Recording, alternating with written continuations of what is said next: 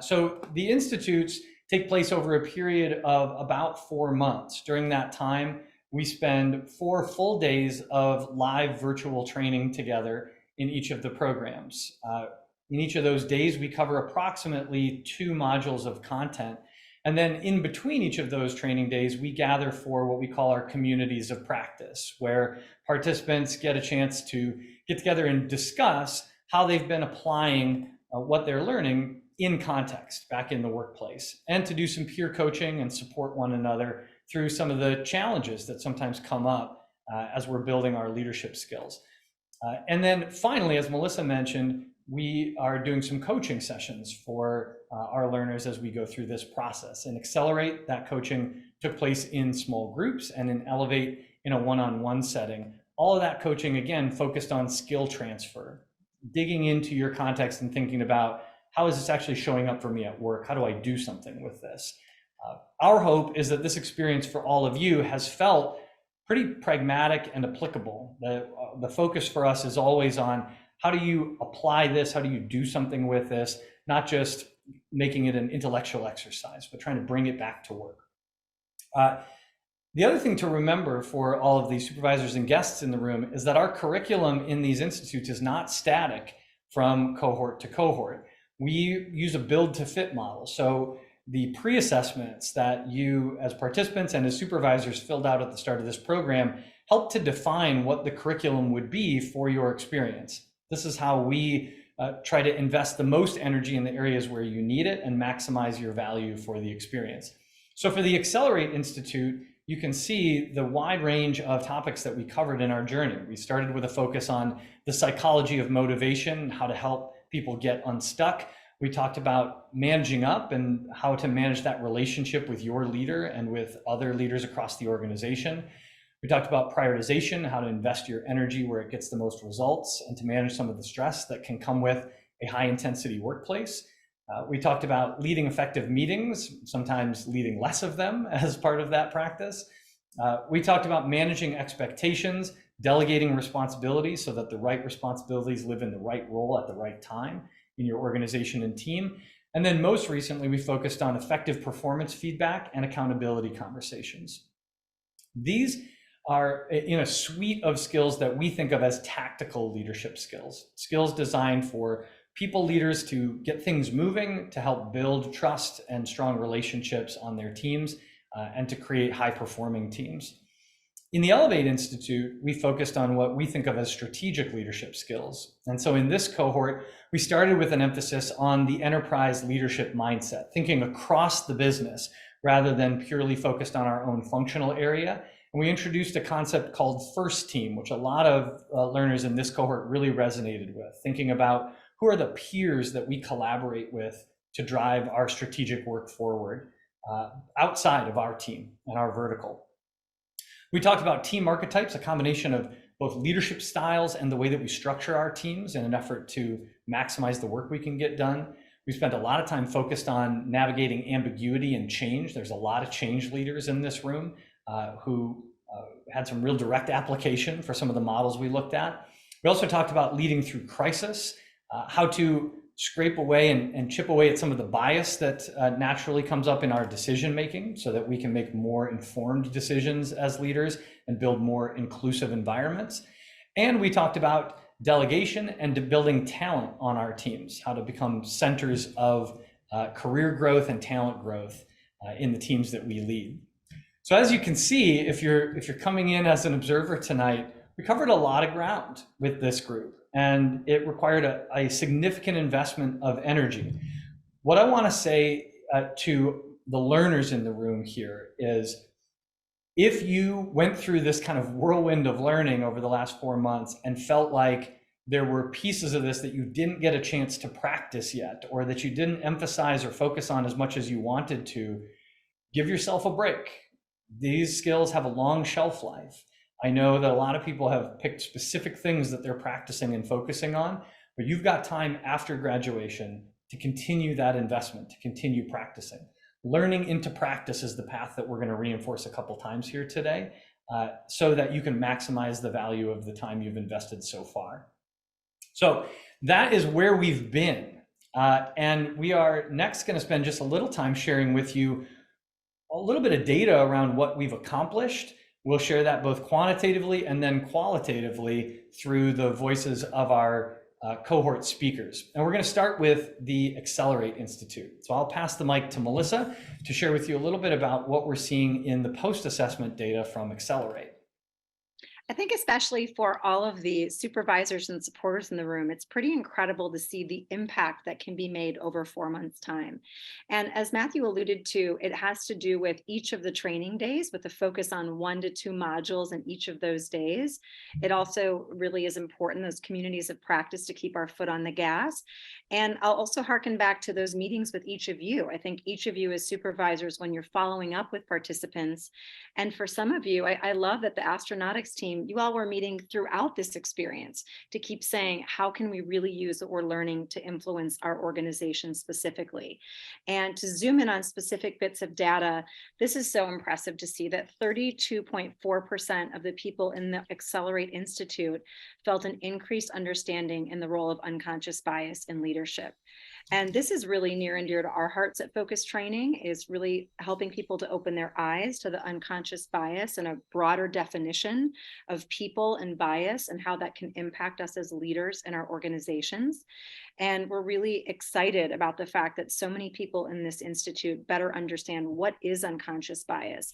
How can I look for it in my organization, and how can I be an advocate or a voice to really influence acting in an unconsciously biased way as a leader? 29.4% of people in the Accelerate cohort increased their understanding and how to motivate other people. There's a lot of research on motivation theory, and we covered this in depth with everyone in this cohort to really think about what are the different people on my team. And if I'm a new leader or I'm aspiring to lead others, how do I figure out the different approaches to take when motivating, recognizing different people respond to various approaches to motivation? It's also really exciting to see each of the individuals think about their own motivation and how they're advocating for themselves and what they need to be a maximum performer in their organizations. 24.2% of participants found an increase in their ability to define and uphold clear expectations. And we talk about this all throughout the Institute, that setting clear expectations is really at the foundation of effective teamwork, and making sure we understand how to do that when we're working on a project, a task, one-on-one, to make sure that our delegation capacity and also our leadership style is allowing us to frame projects and workflow with really clear expectations and metrics. And people in this Institute now know how to do that better. And then finally, 23.8% saw an increase in their ability to manage priorities. Time management is a life skill, and one that many of us are continually refining and working on. So helping everybody in this institute to think about the mass of their workflow, how they're thinking about priorities, and also advocating here too to understand clarity of priorities are some really impressive takeaways from the impact that we've had over the course of these 4 months. And I know there's some data folks in the room who are probably wondering how do these numbers come into play. So I want to peel back the curtain just for a moment about this. The numbers that you're seeing here are the percentage increase in the rating from our pre-assessment to post-assessment. So this includes the rating of both participants and supervisors who both did a pre and post result. For example, if someone initially rated themselves as unsure in a certain category and in the post-assessment rated themselves as confident, that is a certain numeric increase over that time. So a 30% increase in one of these areas is an overall increase in confidence. It's not necessarily the number of people who said this improved. It is the increase in aggregate confidence or competence in that area across all of those things. And I put this in the chat, but I just want to point out the average improvement across all competency areas for this Accelerate cohort is the highest we've ever seen in one of our cohorts over the course of 10 years of Accelerate Institute cohorts and many, many leaders coming through this program. At over 20%, that is the highest average we've seen. So props to you in Accelerate for coming into this and really opening your minds to the learning. Uh, as I mentioned earlier, we're also going to look at this from a qualitative standpoint. And so Melissa is going to introduce some important guests to share some of their perspective. I think that Matt and I can certainly highlight overall for you, but the best comments come from people who have just been through the experience, who can really shed some light on what this experience was like for them. So we're going to hear from two people that are graduates at this time or this evening from these institutes. Kim, we're going to have you share out first as a representative from Charter Steel. Thank you, Kim, in advance. Thank you. Looking forward to talking with everyone. Good afternoon, everyone. I'm Kim Marichal, and I've been an Accelerate participant this fall with a focused training class. I'm a supervisor at Charter Steel in Saukville, Wisconsin, and my manager decided to sign me up for this class to be a part of learning with other new leaders. And since I'm in a new leadership position as of May of this year, and thought it'd get me off to a good start to meet other leaders, supervisors, and learn some new leadership skills. The training was once a month for a full day, as well as a recap once a month. And we were broken out into teams, which were our home teams, where we would do breakout sessions and discuss topics. For me, that was really nice and a really good takeaway, where we were able to discuss our personal scenarios from what was happening at work and then bring it to the team and talk about, get others' ideas on how to problem solve. Shout out to Team 9. We were all very different in our home team, but it really let us learn the topic, bring it to our home team, discuss it, and then come up with different ideas on how to problem solve. That worked really well for me. Out of the topics discussed, my favorite were motivation, managing up, task priorities, and accountability. One of the case studies I wanted to talk about was motivation. One of the workers at my job was overwhelmed with her current workload and asked to take on 3 more accounts. So we talked about how we were going to help get unstuck and change her behavior. So my home team discussed how to keep her motivated, not feel anxious about the situation, and talk through it. There were different ways to handle it, so we chose to work through how to reframe the situation. And in this scenario, the supervisor would say something to the worker like, "It feels like we will get a temperature check as to where you're at with your accounts. Are you feeling comfortable? Do you need more training and time before we add any more accounts?" We would have a conversation about that.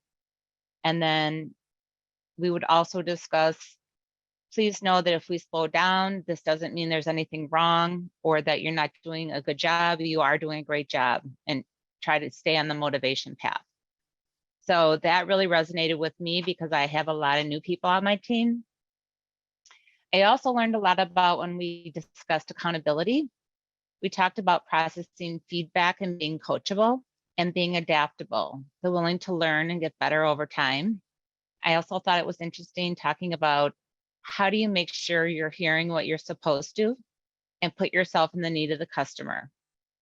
And the third thing that really resonated with me was if you need to let an employee know something related to their performance, you should practice a key sentence, such as, "This meeting is to inform you that blank," which could be, "This meeting is to inform you that you have been terminated," or "This meeting is to inform you that you've been put on a 90-day suspension." Something that would be your key sentence. This was helpful for me since I have not had to deliver performance-related information before. So that accountability section that we learned was really important for me. In closing, I just wanted to say this training has been very helpful for me as a growth for myself as a supervisor, as a leader, and I appreciate everyone's time in helping me and helping all of us in our group. Thank you. Thank you so much, Kim. I think virtual round of applause for Kim from everybody. And I do really appreciate, I think we all do, your honesty about how much it means to be part of a home team. And whether it's Team 9 or any other team that someone in this room is part of, so many of our participants have said to us in their one-on-one coaching sessions that that confidence they have with what's become almost a personal board of directors for them is probably one of the best benefits of the Institute, is this opportunity to bring together people from all different industries industries, all different roles and responsibilities, and really bounce ideas off one another in a safe space to talk about solutions. And I love hearing some of the ways you specifically solutioned with people on your team. So nicely done all around, Kim, and thank you so much. Thank We're you. going to turn to our next speaker, and a really awesome team that's been represented from Astronautics here as part of this cohort, and representing on behalf of some of his folks as well as the Institute broadly. Jerry is up next. Welcome, Jerry. Thank you. For those of you who don't know me, my name is Jerry Richards. I'm a senior process engineer with Astronautics Corporation of America. I would like to start by thanking Astronautics for giving me the opportunity to take part in the Accelerate Institute program and Focus Training Institute for hosting. There were a number of topics that I had either never heard of before or had witnessed in action through other personnel that I never thought twice about. So the course has opened my eyes in that regard. Although I do not have any direct reports, a number of the topics covered through the modules are still applicable in some way, shape, or form. From balancing priorities to task delegation to managing up to giving and taking feedback, these are all skills that will aid in my growth in becoming a more effective and respectful leader in our business, not only for my coworkers, but also for other departments. During this training, we were presented with a number of opportunities to speak with other talented supervisors and managers in their respective industries who are looking to expand their capabilities to the best to be the best leader that they can be. I would like to thank the members of my home team, Kim, Allie, and Jake, and for our constructive conversations and the feedback they provided, and the other members of the cohort, the Elevate Institute, and graduates for their contributions to conversation during breakout sessions in class. I wish you all the best of luck on your current and future endeavors.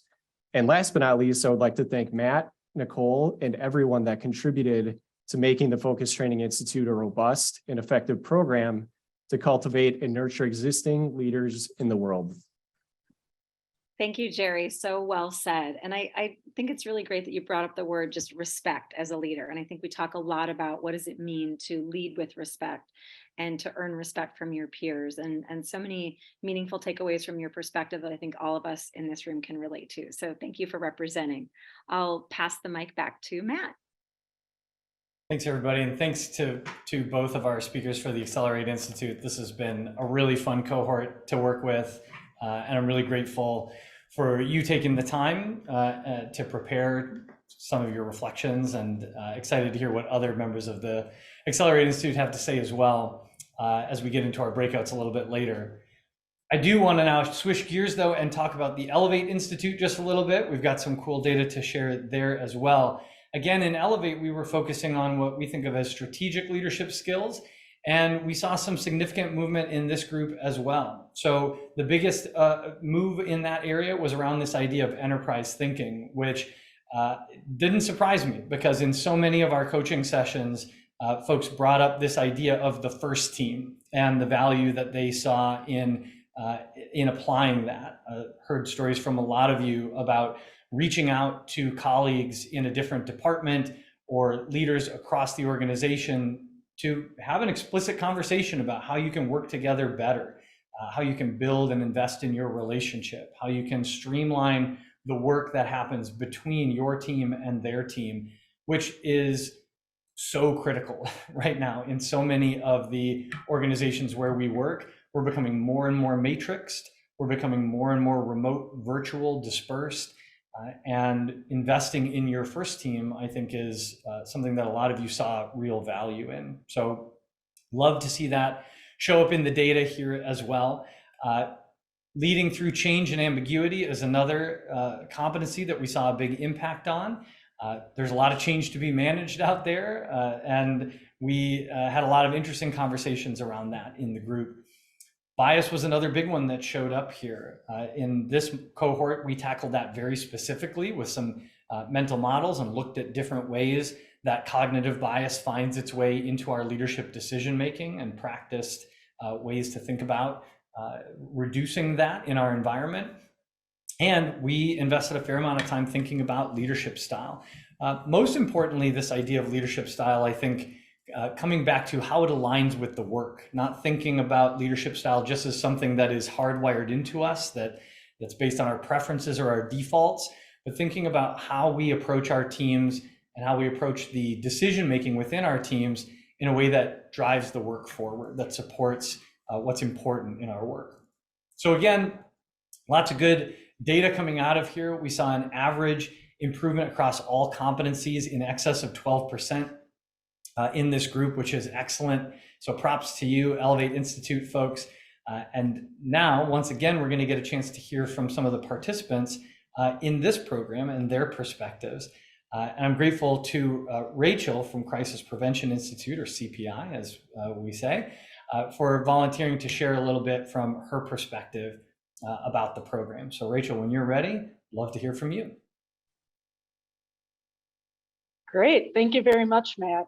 Can everyone hear me okay? Yep, fantastic. All right, thanks for joining us all today to talk about the graduation of the Accelerate and Elevate cohorts. So I'm Rachel Davis. I'm the e-learning technical manager at CPI, Crisis Prevention Institute, and I participated in the fall Elevate cohort. Really, I actually was lucky enough to go through both cohorts. So last year I went through Accelerate, which really helped me as a new people manager, just get comfortable with managing people, with having difficult conversations, with delegating, tasks to my teammates, with making the move from being the person who had been doing the work to being the person managing those who are doing the work.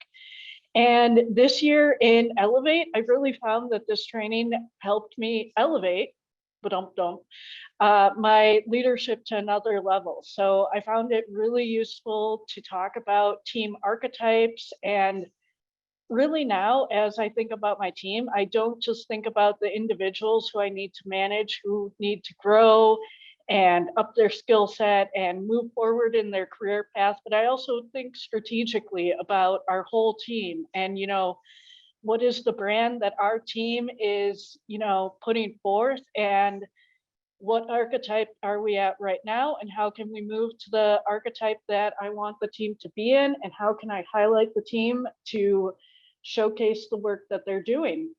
So with that, I just want to say, thank you for everyone in the cohort. Thank you to Team 6, Best Home Team.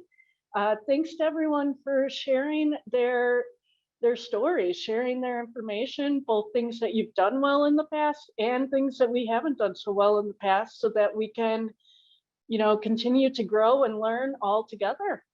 So thank you very much. And I'm really honored to have spoken tonight. We really appreciate it, Rachel. Thank you so much for that. And I love that you pointed out here at the end that it's the shared vulnerability in some of these discussions that really unlocks a lot of this learning. There is a very specific value that we're trying to capture in any cohort program, and it comes from getting together with folks who are doing similar work, and in this case, doing it in very different environments and in very different industries, but in the work of leading people and leading process and leading strategically. But that benefit of the cohort only comes if people can build some trust and get vulnerable. And as Rachel said, share the things we're doing well and the things we're not doing so well, so that we can ask for help and learn from each other. Rachel's also a great example of what is now a growing group of graduates of both programs. She's got it's not quite a hat trick yet. We need a third institute to pull that one off. But it's really a testament, I think, to this experience to see people go through both experiences and continue to get value aligned with the growth of their leadership journey. And it's been nice to have you in both of these programs, Rachel. So thanks for continuing to participate in that way. Next, we are going to welcome our final learner speaker, which is going to be Brian from Perlick. Brian also has been a member of this institute in Elevate, and I'm going to throw it to you, Brian, to share a little bit about your experience. Hey, thank you, Matt, and good evening, everyone. When I was presented the opportunity to participate in the Elevate Institute, I had Probably the similar reaction as most of you. Nothing has really changed in my industry lately. I have very little ambiguity in my day-to-day, and I've never really had a crisis that required active management. So what am I missing that all of these good people aren't? Fast forward to August, and we're identifying our first teams. We're looking across our organization and finding those that we can partner with most effectively to accomplish the goals at hand. And I'll admit, for me, the content that I found most impactful was not in the specific tips, tricks, or suggestions, but rather how to navigate the human elements of the content, better understand those around us, how to meet our direct and cross-functional team members where they are, secure my mask, prepare for what I can, and practice some bold transparency when appropriate. So this summer, when I was asked what I hope to get out of this course, and I worked up a short list of skills that I felt were timely to our business and critical to making my team more efficient quickly. As usual, what I underestimated was the impact that those would have around me on my journey. That short list was quickly achieved through the delivery of hyper-relevant, well-organized content and Matt's negotiator level ability to not break the silence and let us find the unmute button. One of the pillar, now I'm a person that likes to read ahead and content and familiarize myself ahead of time. But one of the pillars that this program reinforced for me is how much can be missed by simply focusing on mastering the subject matter, no matter how deeply you focus on it. Getting it right is important, but getting it right together so it can be repeated regularly, scaled appropriately, and have it magnified across multiple parties. That was my real takeaway. And for that, I need to thank Nicole, Matt, and the entire Focus Trading Institute, and all the other cohorts that were around me. Without your perspectives, willingness to share, and the time that you invested, without all that sacrifice, I wouldn't have had the impact that I had. So a big thank you goes out to all of you. Special shout out to my home team. Your willingness to share your experiences, perspective, be a sounding board for ideas over the past few months has been more valuable than you know. Your ability and approach to our time together absolutely magnified its impact on me, and I look forward to all your success in the future. So thank you. Oh man, thank you so much, Brian. There are L&D people on this call right now who were getting misty-eyed as you were talking about applying the learning and learning collaboratively. It was all lining up. I saw Annette's eyes on here, and I was like, we're having a moment together, us talent people. I couldn't have said it better, Brian. Appreciate that. There is so much more value in an experience like this than we can fit in a binder or some PowerPoint slides or a set of best practices. The real power of this comes from the other learners alongside you, sharing their experience, their perspective, their journey, but it also comes from you going back and doing something with this, right? Trying it, practicing it, experimenting with new ways of leading. It's why we ask the question at the end of this: how is your leadership practice changing?